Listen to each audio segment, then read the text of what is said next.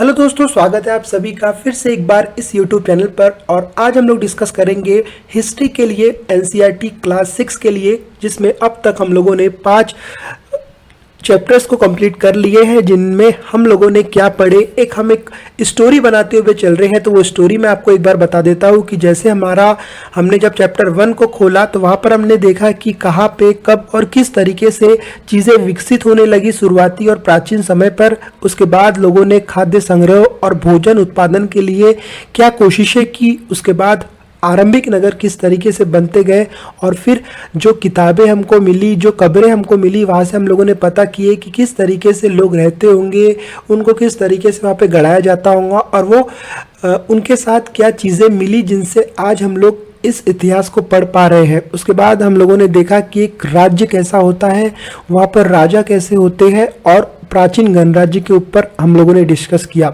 उसके बाद आज हम लोग देखेंगे बेटा कि नए प्रश्न एवं नए विचार। तो एक कहानी बनते हुए चल रही है, जो कहानी को आपको पढ़ने के लिए पुरानी वीडियोस को देखना बहुत महत्वपूर्ण है। ऐसे में आपको आई बटन में क्लिक करके जितनी भी पुरानी वीडियोस हैं उन वीडियोस को देख लेना है। और अभी हम लोग शुरू करते हैं एक कहानी के साथ।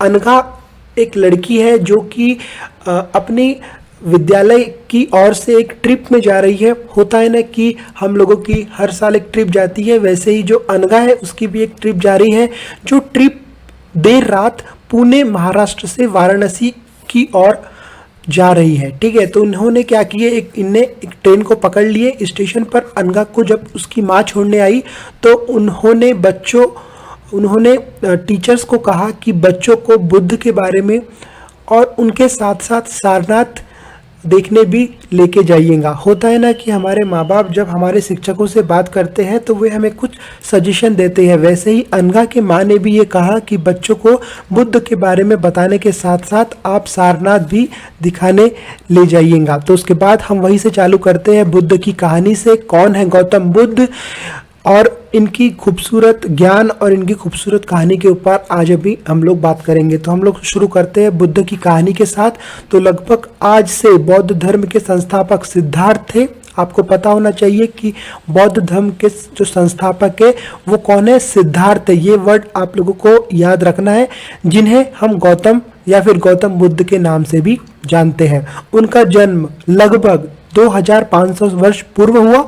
यह वह समय था जब लोगों के जीवन में तेजी से परिवर्तन आ रहे थे। उस समय की ये बात है, जब इनका जन्म हुआ तब लोगों में बहुत बहुत ज़्यादा बड़े बड़े परिवर्तन देखे जा रहे थे। जैसे कि हम लोगों ने अध्याय 5 में पढ़ा। अध्याय 5 कौन सा था? राज्य, राजा और एक प्राचीन गणराज्य। वहाँ पर हम लोगों ने क्या पढ़ा, किस तरीके से जो परिवर्तन थे वे दिखाई पड़ रहे थे। उसके बाद महाजनपदों के कुछ राजा इस समय बहुत शक्तिशाली हो गए थे। हजारों सालों के बाद फिर से नगर उभर रहे थे। गांव के जीवनों में बदलाव आ रहा था, जो कि हम लोग अध्याय 9 में देखेंगे। बहुत से विचारक इन परिवर्तन को समझने के लिए प्रयास कर रहे थे। वे जीवन के सच्चे अर्थ को भी जानना चाह रहे थे। उसके बाद अगर हम लोग आगे चले तो बुद्ध क्षत्रिय ने यह शाक्य नामक एक छोटे से गण से संबंधित थे। युवावस्था में ही ज्ञान की खोज में उन्होंने घर के सुखों को छोड़ दिया था। अनेक वर्षों तक वे भ्रमण करते रहे तथा अन्य विचारों से मिलकर चर्चा करते रहे, अतः ज्ञान प्राप्ति के लिए उन्होंने सव्य रास्ता ढूंढना निश्चय किया। उसके बाद उन्होंने बोध जो कि अभी बिहार में एक पीपल के नीचे कई दिनों तक तपस्या की, अतः उन्हें ज्ञान प्राप्त हुआ। तो आपको पूछा जा सकता है कि गौतम बुद्ध को ज्ञान कहाँ पर प्राप्त हुआ, तो आपको ये पता होना चाहिए। इसके बाद वे बुद्ध के रूप में जाने गए। यहाँ से वाराणसी से निकट सारनाथ गए, जहाँ उन्होंने पहली बार उपदेश किया। कुशीनारों की मृत्यु से पहले शेष का जीवन उन्होंने पैदल ही एक दूसरे के साथ यात्रा की और लोगों को शिक्षा देने में व्यतीत किया। तो होते हैं हमारे गौतम बुद्ध जैसे आज भी कई लोग, और उस समय इन्होंने जो लोगों को ज्ञान देना शुरू किया और उन्होंने शिक्षा देने के लिए ही अपना जो जीवन है उसको व्यतीत कर दिया। उसके बाद अगर हम लोग आगे चले तो एक बार हम लोग सारनाथ देख लेते हैं कि सारनाथ से हमको क्या मिला है। इन इमारतों को स्पूतों के नाम से भी जाना जाता है। यहीं पर बुद्ध ने अपनी सर्वप्रथम उपदेश दिया था। इसी घटना की स्मृति में यहाँ स्पूत का निर्माण किया गया। अध्याय 10 में हम देखेंगे कि स्पूतों के बारे में और भी क्या जानकारियाँ हमारे पुरातत्वविदियों को मिली। उसके बाद अगर हम लोग आगे चले तो बुद्ध ने शिक्षा दी कि वे जीवन कष्टों और दुखों से भरा हुआ है। तो अगर आपके जीवन में कभी भी कष्ट आते हैं, आपके जीवन में कभी भी दुख आता है, तो आप लोग बिल्कुल भी घबराइएगा नहीं, क्योंकि बुद्ध ने एक शिक्षा दी है कि जीवन तो कष्टों और दुखों से भरा ही हुआ है। और ऐसा हमारी इच्छा और लालसा जो हमेशा पूरी नहीं हो सकती, ये बहुत बहुत बड़ा सच है जिसको लोग मानते नहीं है कि जो उनकी इच्छाएं हैं, जो उनकी लालच है, या उनकी जो जीवन के लिए किसी भी चीज़ के लिए लालच है, वो तो कभी कम हो ही नहीं सकती, वो तो कभी पूरी हो ही नहीं सकती। इसीलिए मैं आपसे भी एक चीज़ बोलूँगा कि जितना आपके पास है वो कई लोगों के पास भी नहीं है, तो जितना है आप उसमें संतुष्ट रहने की कोशिश करें। यह कारण होता है कि कभी कभी हम जो चाहते हैं वे प्राप्त कर लेने के बाद भी संतुष्ट नहीं हो पाते। होता है ना कि हम कुछ चीज़ की लालसा करते हैं, वो चीज़ हमें मिल जाता है तो भी हम उसके बाद संतुष्ट नहीं हो पाते, और अधिक अथवा अन्य वस्तु को पाने की इच्छा करने लगते हैं। बुद्ध ने इसे लिप्सा को तृष्णा कहा है। बुद्ध ने शिक्षा दी है कि आत्मसंयम अपनाकर हम ऐसी लालसा से मुक्ति पा सकते हैं। तो आप समझ सकते हो कि बुद्धा की जो ज्ञान है, जो उनकी शिक्षा है, वो आज हजारों साल पहले दी गई शिक्षा आज भी हमारे जीवन पर कितना असर डालती है। और अगर हम लोगों ने बुद्ध की शिक्षा को अपना लिया तो हम समझ सकते हैं कि किस तरीके से हमारा जीवन बदल सकता है।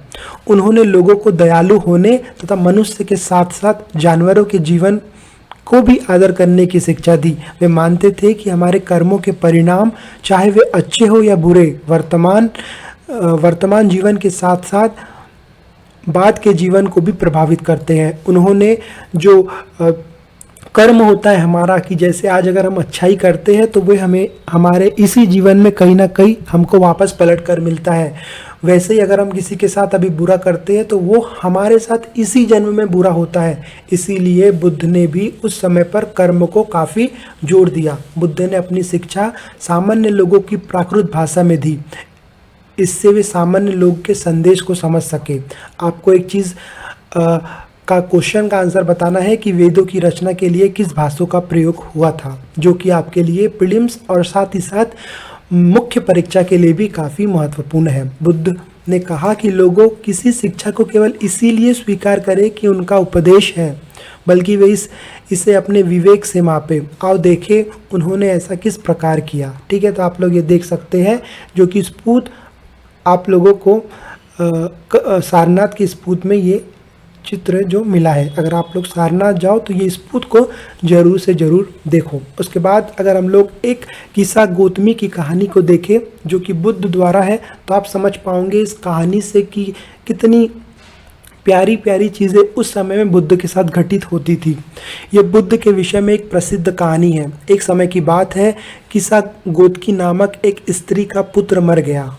इस बात से वो इतनी दुखी हुई कि उसने अपने बच्चों को गोद में लिए नगर की सड़कों पर घूम घूम कर लोगों से प्रार्थना करने लगी कि कोई उसके पुत्र को जीवित कर दे। एक भला व्यक्ति उसे बुद्ध के पास ले गया। एक समय की बात है कि एक माँ अपने एक बेटे जो कि पुत्र था उनका, वो मर गया था, तो उसको वो गांव में नगर में लेके घूमने लगी। तभी एक दयालु व्यक्ति ने, एक भला आदमी ने उन्हें कहा कि इसे बुद्ध के पास ले जाओ। बुद्ध ने कहा, मुझे एक मुट्ठी सरसों के बीज ला कर दो, मैं तुम्हारे पुत्र को जीवित कर दूंगा। जो माँ थी वो हैरान हो गई, पर किस्सा गौतमी बहुत प्रसन्न हुई। वो जैसे ही बीज लाने के लिए गई तभी गौतम बुद्ध ने उन्हें रोका और कहा, ये बीज एक ऐसे घर से लाइएगा जहाँ पर अब तक किसी की भी मृत्यु नहीं हुई है। किस्सा गौतमी एक दरवाजे से दूसरे दरवाजे जाती गई, पर हर जगह उसे निराशा मिलती गई और ऐसा उसे कोई भी घर नहीं मिला जहाँ पर किसी का माता, किसी की पिता, किसी की बहन, किसी का भाई, किसी की पत्नी, किसी का बच्चे, किसी के चाचा, किसी के चाची या किसी के दादा दादी की मृत्यु ना हुई। तो बुद्ध दुखी माँ को क्या शिक्षा देने का प्रयास कर रहे थे? आप इस छोटी सी कहानी के माध्यम से सोच सकते हैं कि जो हमारी मौत है, जो हमारी मृत्यु है, वो तो सच है, उसको हम या आप या कोई भी इस दुनिया में नकार नहीं सकता। मौत एक ऐसी चीज़ है जिसका मज़ा आपको और इस दुनिया के हर शख्स को चखना है ना। तो उसके बाद अगर हम लोग आगे चले तो अब हम देखेंगे कि उपनिषद क्या होता है। तो उपनिषद की शिक्षा उस समय बहुत चला करती थी और आपको बहुत महत्वपूर्ण है कि उपनिषद ये शब्द को समझे और इसका मतलब क्या होता है उसको बहुत अच्छे से समझ ले। तो देखो बेटा, ये उपनिषद ये 3 शब्दों से मिलकर बना हुआ है। एक है उप, दूसरा है बेटा नी और तीसरा है शद। तो जो उप का मतलब होता है ना, उप का ये होता है नियर। क्या होता है इसका मतलब? नियर होता है, मतलब बहुत ही पास, है ना, नियर होता है। उसके बाद अगर हम लोग नी की बात करें तो नी का मतलब क्या होता है? डाउन। ओके, नी का मतलब क्या होता है बेटा? डाउन होता है ना। तो उप का मतलब क्या होता है? नियर। डाउन का मतलब क्या होता है? सॉरी, नी का मतलब क्या होता है? डाउन। और शद का मतलब होता है बेटा शिट, कि नीचे आ जाओ आप, है ना। तो इसका मतलब समझिए कि बहुत समय पहले क्या होता था, जो शिक्षाएं दी जाती थी वो एक पेड़ के नीचे एक शिक्षक द्वारा या बुद्ध द्वारा बैठकर, सामने जितने लोग बैठे थे वे उनके पास बैठते थे और नीचे बैठते थे, और उस शिक्षा को हम उपनिषद कहते हैं। इसी समय बहुत से अन्य चिंतक भी दर्शनीय प्रवेशों को उत्तर ढूंढने का प्रयास कर रहे थे। उनमें से कुछ मृत्यु के बाद के जीवन के बारे में जानना चाहते थे, जबकि अन्य यज्ञों की उपयोगिता के बारे में जानने को उत्सुक थे। इनमें से अधिकांश चिंतकों का यह मानना था कि विश्व में कुछ तो ऐसा है जो स्थायी है, जो मृत्यु के बाद भी बचा रहता है। होता है ना, आज भी हम लोग सोचते हैं या हम लोग समझते हैं कि मृत्यु के बाद भी एक जीवन है, एक और भी जीवन है जो कि मृत्यु के बाद होता है, जो मृत्यु के बाद भी बचा रहता है। इन्होंने इस वर्णन आत्मा तथा ब्रह्म अथवा सार्वभौम आत्मा के रूप में किया है। वे मानते थे कि अतः आत्मा की एक ब्रह्म एक है। तो आप हमें कमेंट में ज़रूर बताएं कि इन चीज़ों पर क्या आप भी भरोसा करते हैं या आपको भी इन चीज़ों से आस्था है कि एक जीवन के बाद दूसरा भी जीवन होता है। उसके बाद अगर हम लोग आगे चले तो ऐसे कई विचारों का संकलन उपनिषदों में हुआ है। उपनिषद उत्तर वैदिक ग्रंथों का हिस्सा थे। उपनिषद का शाब्दिक अर्थ है गुरु एवं समीप बैठना। एक गुरु होता था और उसके आसपास जो समीप लोग होते थे, इसे उपनिषद कहते हैं। यहाँ पे ऐसा ऐसा ऐसा करके लोग बैठा करते थे, तो इससे पूरे को क्या कहते हैं? उपनिषद कहते हैं। उसके बाद इन ग्रंथों के अध्यापकों और विद्यार्थियों के बीच बातचीत का संकलन किया गया है। प्राय ये विचार सामान्य वार्तालाप के रूप में प्रस्तुत किए गए हैं। उसके बाद अगर हम लोग देखें तो भारतीय दर्शन की 6 पद्धति, जिसको हम लोग क्या कर सकते हैं? षड्दर्शन। उसके बाद सदियों से भारत द्वारा सत्य की बौद्धिक खोज का प्रतिनिधित्व दर्शन की 6 शाखाओं ने किया है, जो कि वैशेषिक, न्याय, सांख्य, योग, पूर्व मीमांसा और वेदांत या उत्तर मीमांसा के रूप से जाने जाते हैं। दर्शन की इन 6 पद्धतियों की स्थापना क्रमशः ऋषि कनद, गौतम, कपिल, पतंजलि, जैमिनी और व्यास द्वारा की गई है या द्वारा की गई मानी जाती है, जो आज भी देश के बौद्धिक चर्चा को दिशा देते हैं। जर्मन मूल के ब्रिटिश भारतीय फ्रेडरिक मैक्समूलर के अनुसार दर्शन की इन 6 शाखाओं का विकास इन पीढ़ियों के दौरान व्यक्तिगत विचारों के योगदान से हुआ है। यद्यपि ये एक दूसरे से भिन्न दिखते हैं, तथापि सत्य की इनकी समझ में आधारभूत तालमेल दिखता है। उसके बाद अगर हम लोग आगे देखें तो बुद्धिमान भिखारी। उसके बाद एक हम लोग कहानी या एक वार्तालाप है, जो कि हम छांदोग्य उपनिषद नामक प्रसिद्ध है, एक बहुत ही उपनिषद है बुद्धिमान भिखारी। उसके ऊपर एक कहानी पर आधारित है। शौनक व अभिप्रणीत नामक 2 ऋषि सार्वभौम आत्मा की उपासना करते थे। एक बार जो ही वह भोजन करने के लिए बैठे, एक भिखारी आया और भोजन मांगने लगा। शौनक ने कहा, हम तुम्हें कुछ नहीं दे सकते। भिखारी ने पूछा, विद्यमान आप किसकी उपासना करते हैं? अभिप्रतनी ने उत्तर दिया, सार्वभौम आत्मा की। ओह, इसका मतलब यह है कि आप जानते हैं कि सार्वभौम आत्मा संपूर्ण विश्व विद्यमान है। ऋषियों ने कहा, हाँ हाँ हाँ, हम जानते हैं। भिखारी ने पूछा, अगर ये सार्वभौम आत्मा संपूर्ण विश्व में विद्यमान है तो यह मेरे अंदर विद्यमान है। मैं कौन हूँ? मैं इस विश्व का एक भाग ही तो हूँ।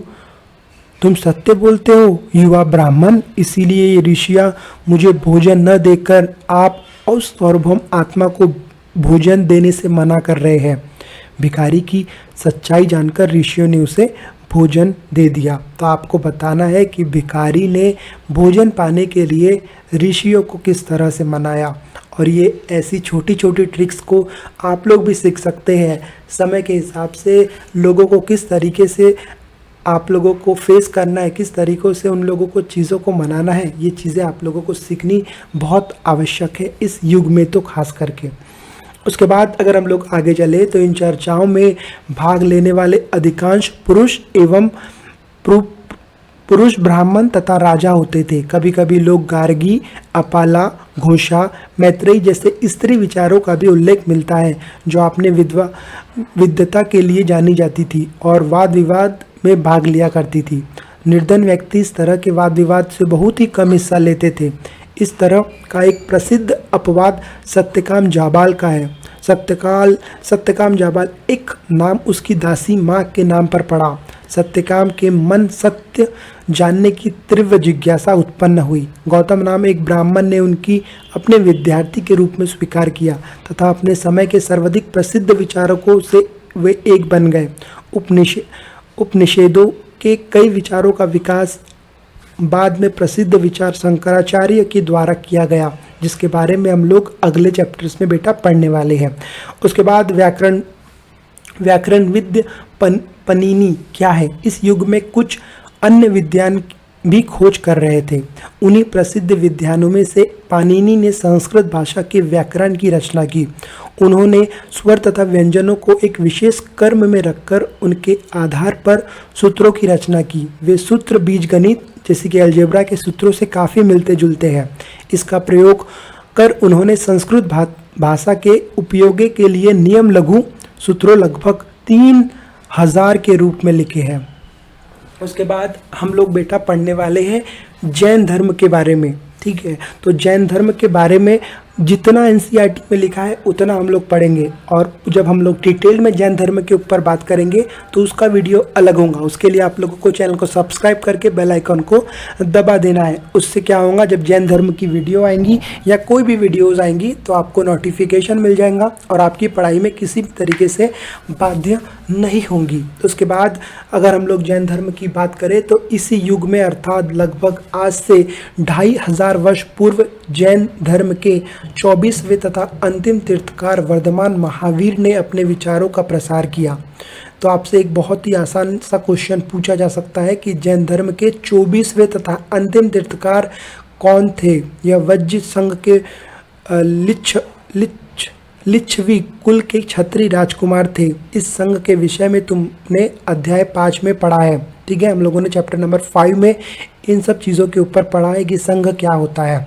30 वर्ष की आयु में उन्होंने घर छोड़ दिया और जंगल में रहने लगे।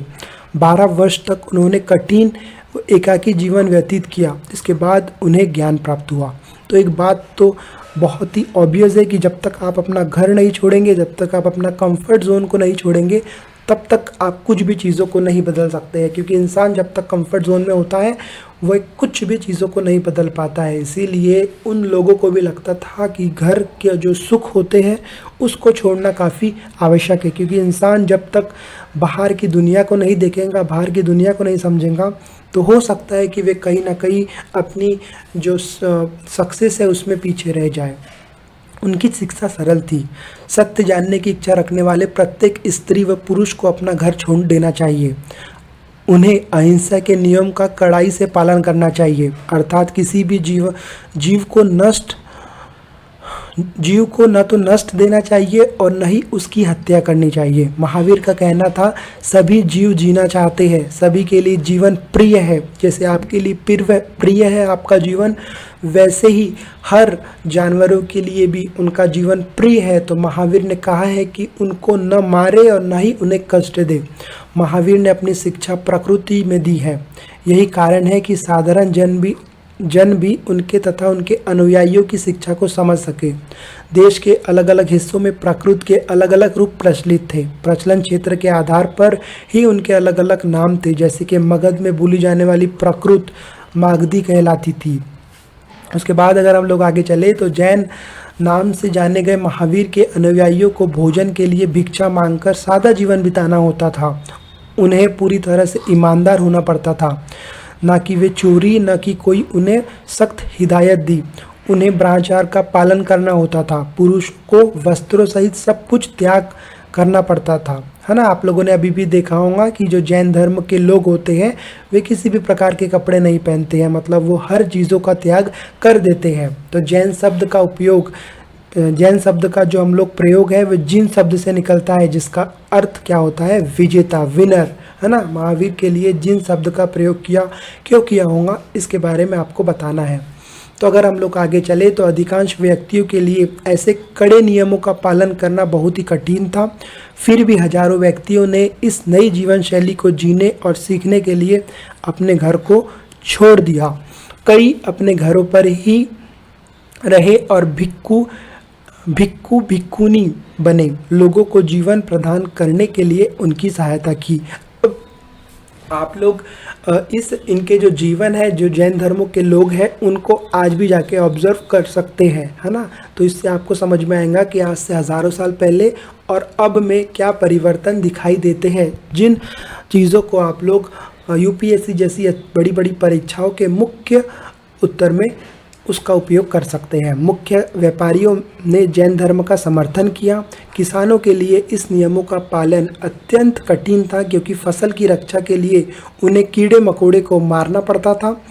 बाद में सदियों में जैन धर्म उत्तर भारत के कई हिस्सों के साथ साथ गुजरात, तमिलनाडु और कर्नाटक में भी फैल गया। महावीर तथा उनके अनुयायियों की शिक्षा कई शताब्दियों तक मौखिक रूप में रही। वर्तमान रूप में उपलब्ध जैन धर्म की शिक्षाएं लगभग 1500 वर्ष पूर्व गुजरात में वल्लभी नामक स्थान पर लिखी गई थी, जो कि हम लोग मानचित्र 7 में आसानी से देख सकते हैं। उसके बाद अगर हम लोग संघ की बात करें तो महावीर तथा बुद्ध दोनों का ही मानना था कि घर का त्याग करने पर ही सच्चे ज्ञान की प्राप्ति होती है।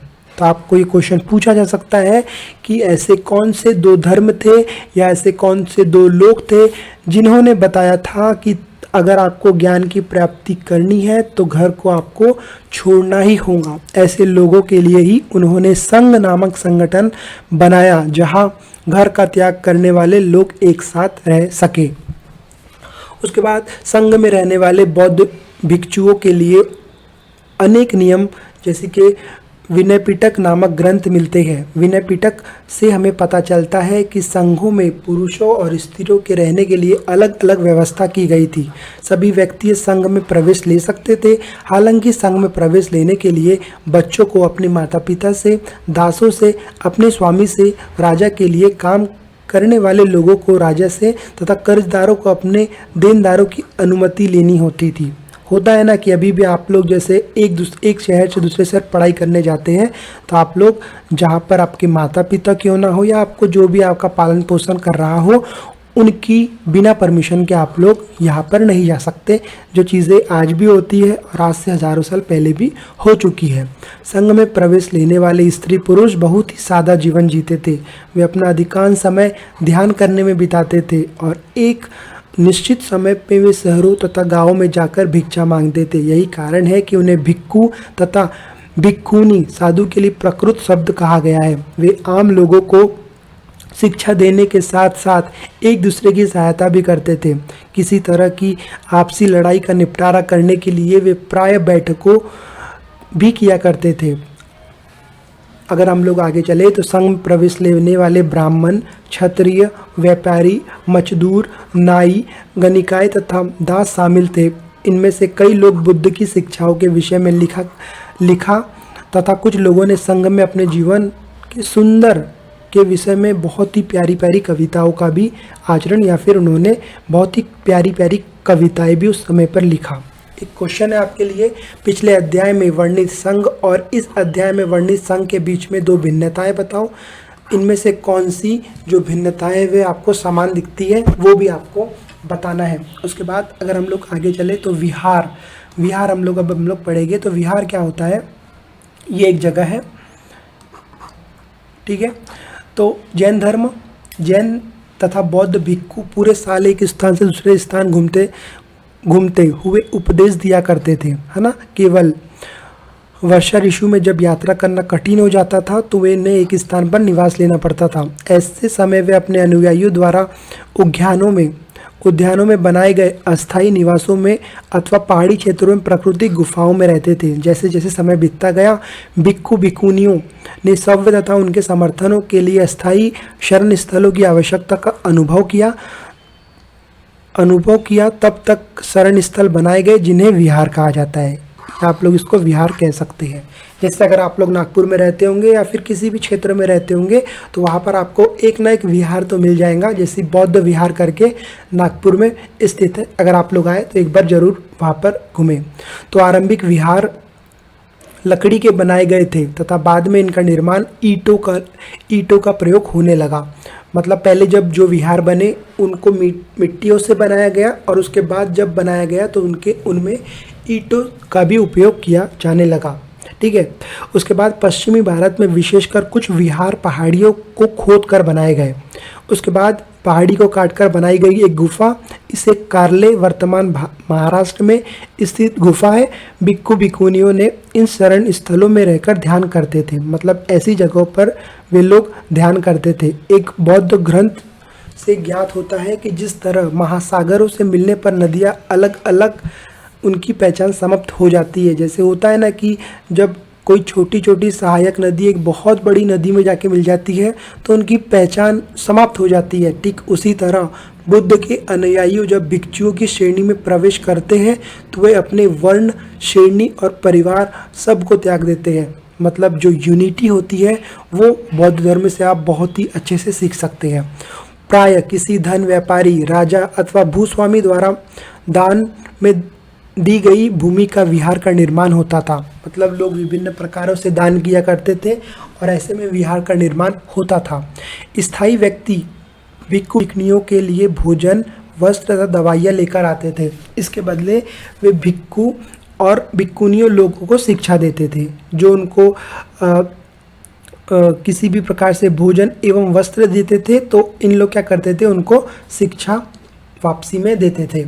आगे आने वाले शताब्दियों में बौद्ध धर्म उपमहाद्वीप के विभिन्न हिस्सों के साथ साथ बाहरी क्षेत्रों में भी फैल गया। तो आपको अभी बताना है कि बौद्ध कहाँ क्षेत्रों में फैला और अभी किन क्षेत्रों में सबसे ज़्यादा इन धर्मों के लोग रहते हैं। उसके बाद इस समय बौद्ध धर्म की एक नई धारा महायान का विकास हुआ। उसकी दो मुख्य विशेषता थी। पहली, मूर्तियों में बुद्ध की उपस्थिति सिर्फ कुछ संकेतों के माध्यम से दर्शाई जाती थी। मिसाल के तौर पर उनका निर्माण प्राप्ति की पीपल के पेड़ की मूर्ति द्वारा दर्शाया जाता था। अब बुद्ध की प्रतिमाएं बनाई जाने लगी है। इनमें से अधिकांश मथुरा और कुछ तक्षशिला में बनाई जाने लगी है।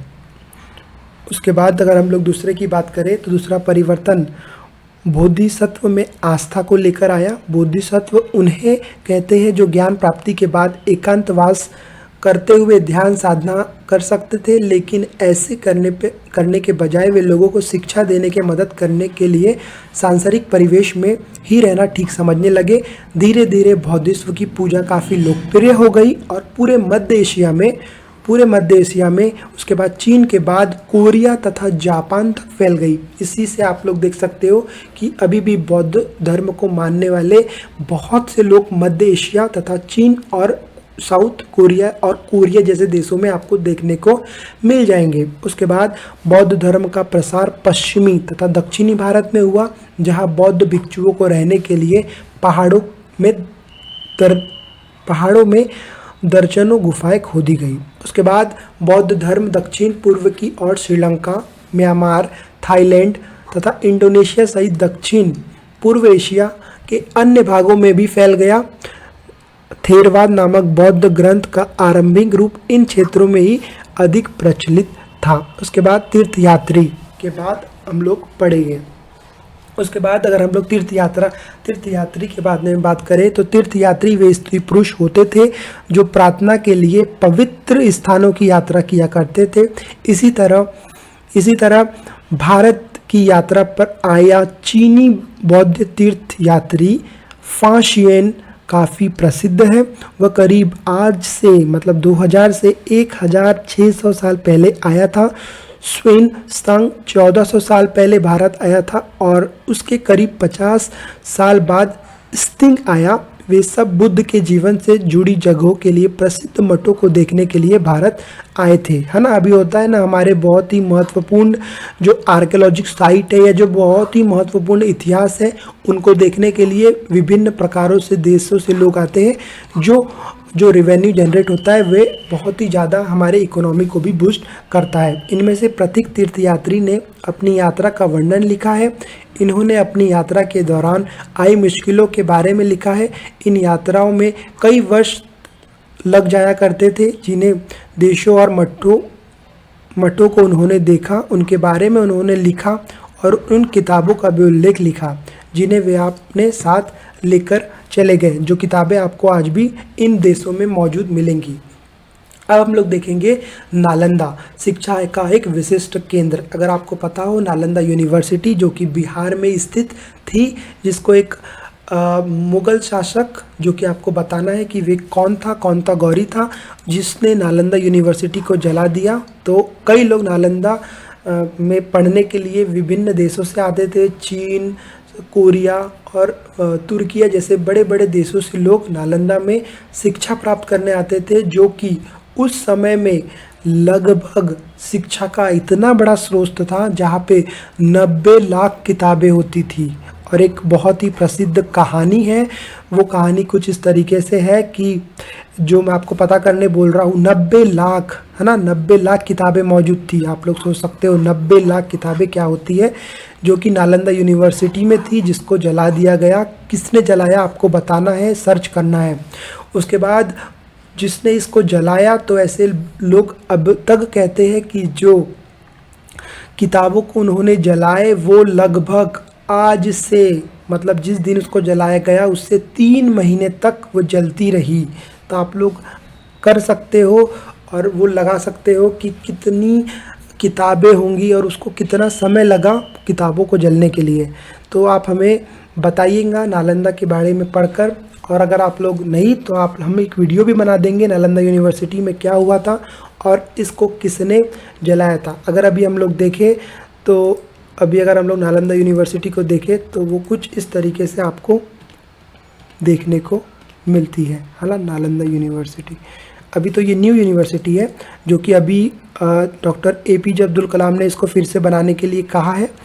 पर अगर हम लोग देखें जो कि अब कैसी रह गई है तो ये आप लोग देख सकते हो इस प्रकार की जो है ये नालंदा यूनिवर्सिटी है, जो कि आज से बहुत वर्षों पहले इसको जला दिया गया, है ना। किसने जला दिया गया वो आपको पता करना है, यहाँ से आपको बिल्कुल भी नहीं देखना है। तो इसके बारे में हम पढ़ते हैं। श्वेन-त्संग तथा अन्य तीर्थयात्रियों ने उस समय के सबसे प्रसिद्ध बौद्ध विद्या केंद्र नालंदा जो कि आज बिहार में अध्ययन किया। उसने नालंदा के बारे में इस प्रकार लिखा है कि यहाँ के शिक्षक योग्यता तथा बुद्धि के सबसे आगे थे। बुद्ध के उपदेशों का वह पूरी ईमानदार से पालन करते थे। मठ के नियमों की काफ़ी सख्त थे जिन्हें सबको मानना पड़ता था। पूरे दिन वाद विवाद चलते ही रहते थे जिसमें युवा और वृद्ध दोनों ही एक दूसरे की मदद किया करते थे। विभिन्न शहरों के विद्यमान लोग अपनी शंकाएं दूर करने यहाँ आते थे। नए आगंतुकों ने पहले द्वारपाल से कठिन प्रश्न पूछते थे। उन्हें अंदर जाने की अनुमति तभी मिलती थी जब वे द्वारपाल को सही उत्तर दे पाते थे। 10 में से 7-8 सही उत्तर नहीं दे पाते थे। सोच सकते हो कि अभी जो यूनिवर्सिटीज़ में आपको दाखिला लेने के लिए परीक्षाएं पास करनी होती थी, वैसे ही नालंदा यूनिवर्सिटी जो कि इतिहास की सबसे ज़्यादा महत्वपूर्ण, सबसे ज़्यादा ज्ञान, सबसे ज़्यादा महत्वपूर्ण किताबें जहाँ पे मौजूद थी, उन यूनिवर्सिटी में उस समय भी ऐसे क्वेश्चंस बिना पूछे वहाँ पर आने की जो परमिशन है वो नहीं दी जाती थी। मैं आपसे एक सजेस्ट करूँगा कि नालंदा यूनिवर्सिटी के बारे में ज़रूर पढ़ें, क्योंकि इसका इतिहास बहुत ही रोचक है। और यहाँ पे जो ज्ञान और ये जो किताबें थी वो अगर नहीं चली होती तो आज हमारे भारतीय संस्कृति के पास और भारत और पूरे विश्व के पास कुछ ऐसी किताबें और ऐसा ज्ञान मौजूद होता जिससे आज कुछ इतिहास और हो सकता था। उसके बाद जीवन के चरण, जो कि आश्रम होता था। आश्रम शब्द का तात्पर्य जीवन का एक चरण से है। ब्रह्मचार्य, गृहस्थ, वानप्रस्थ तथा संन्यास नामक 4 आश्रमों की व्यवस्था की गई। ब्रह्मचार्य के अंतर्गत ब्राह्मण, क्षत्रिय तथा वैश्य से ये अपेक्षा की जाती थी कि इस चरण के दौरान वे सादा जीवन बिताकर वेदों का अध्ययन करेंगे। गृहस्थ आश्रम के अंतर्गत उन्हें विवाह तथा एक गृह के रूप में करना होता था। वानप्रस्थ के अंतर्गत उन्हें जंगलों में रहकर साधना करनी थी, अतः उन्हें सब कुछ त्याग कर सन्यासी बन जाना था। आश्रम व्यवस्था ने लोगों को अपने जीवन का कुछ हिस्सा ध्यान लगाने के लिए बल दिया। संघ के जीवन में आश्रमों की व्यवस्था किस प्रकार भिन्न थी आपको बताना है। उसके बाद आपको एक कल्पना करना है कि तुम लगभग आज से 2500 वर्ष पूर्व एक उपदेश को सुनना चाहते हो, जहाँ जाने की अनुमति लेने के लिए तुम अपने माता पिता को किस तरह से सहमत करोगे, इसका वर्णन करो। उसके बाद कुछ उपयोगी शब्द जैसे कि तृष्णा, प्रकृत, आत्मा, ब्रह्म, उपनिषद, जैन, अहिंसा, भिक्षु, संघ, विहार, आश्रम। तो इन सभी शब्दों को हम लोगों ने अच्छे से समझने की कोशिश किया। तो भी आप लोग इन शब्दों को अपने 5 दोस्तों के साथ डिस्कस करें। वो डिस्कस करने के साथ साथ आपको अपने पढ़ाई के लेन देन में काफ़ी महत्वपूर्ण आपको मोल पता चलेगा कि डिस्कस करने से कितनी चीज़ें क्लियर हो जाती है। उसके बाद आप लोगों को कुछ चीज़ों को याद करना है और कुछ महत्वपूर्ण तिथियों को हम लोग देख लेंगे, जैसे कि उपनिषदों के विचारों, जैन धर्म तथा बुद्ध लगभग वर्ष पूर्व 2500 वर्ष पूर्व, जैन ग्रंथों का लेखन लगभग आज से मतलब 2000 से 1500 वर्ष पूर्ण। तो इन क्वेश्चंस को आप लोगों को सॉल्व करना है। अगर आप लोग को वीडियो अच्छा लगता है तो आप इन वीडियोस को अपने दोस्तों तक शेयर कर सकते हैं। अगर वीडियो में आपको लगता है कि कुछ अच्छा कंटेंट मौजूद था तो आप लोग वीडियो को लाइक कर सकते हैं। आप हमारे प्रोत्साहन को बढ़ाने के लिए वीडियो को शेयर भी कर सकते हैं। तो नेक्स्ट वीडियो में अगला चैप्टर यानी कि चैप्टर नंबर 7 जो कि है हमारा अशोक, एक अनोखा सम्राट जिसने बुद्ध का त्याग किया, उनके बारे में पढ़ेंगे। तो इस वीडियो में इतना ही। अगर आप लोग हमसे जुड़ना चाहते हैं तो आप लोग हमारी सारी सोशल मीडियाज़ प्रोफाइल को फॉलो कर सकते हैं। अगर आप लोग इन चैनल्स के लिंक को हासिल करना चाहते हैं, क्योंकि हर रोज़ एक एनसीईआरटी की एक कक्षा आपको दी जाती है, तो आप लोग हमारे टेलीग्राम चैनल को भी ज्वाइन कर सकते हैं। टेलीग्राम चैनल के लिंक आपको इस वीडियो के डिस्क्रिप्शन पे मिल जाएंगी। तो इस वीडियो में इतना ही। नेक्स्ट वीडियो में हम लोग फिर मिलेंगे। जब तक के लिए जय हिंद, जय भारत।